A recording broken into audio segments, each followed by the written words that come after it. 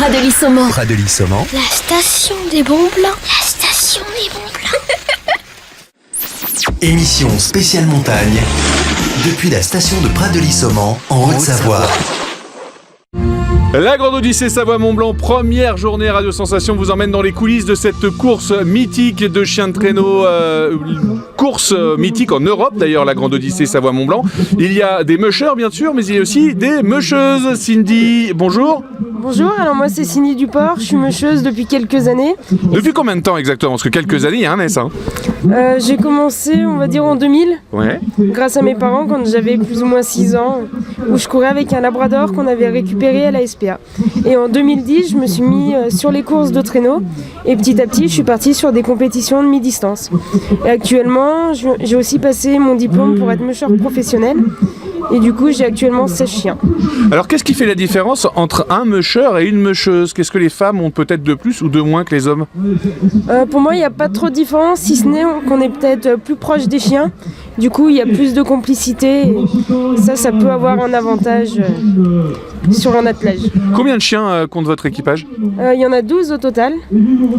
Et C'est vous qui choisissez les chiens qui courent sur les jours de course? c'est ça. Donc au final, il y en a 12. On peut en atteler jusqu'à 10 par étape.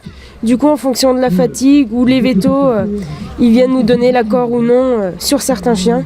Donc ça nous permet de décider quel chien on emmène sur quelle étape. Quelle relation vous entretenez justement avec vos 12 chiens? Alors moi, c'est un peu comme si c'était mes chiens de compagnie. Tous les jours, il y en a 3 ou 4 qui viennent dormir dans la maison à tour de rôle. C'est pas que des chiens de compétition qui dorment au chenil. Voilà. On les retrouve au coin du feu. C'est ça, à côté de la cheminée. Alors, il y a une ambiance sur cette Grande Odyssée qui est assez phénoménale. Qu'est-ce que vous retenez, vous, de cette première journée?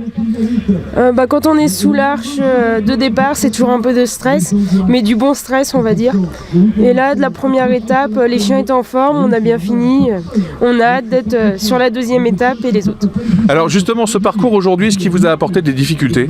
Alors, le parcours était un petit peu compliqué parce que la neige était fraîche, donc les chiens, ils s'enfonçaient un petit peu. Donc, j'ai eu de la difficulté sur un chien qui était à la tête de mon attelage et à 3 km du départ.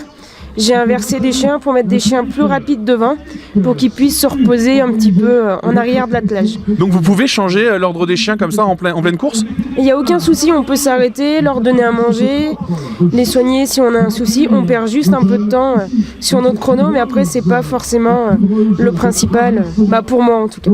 Je suis là pour me faire plaisir avec mes chiens.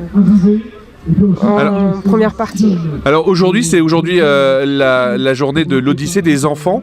Vous nous l'avez dit tout à l'heure, vous avez découvert le monde du traîneau très jeune avec votre labrador à l'époque.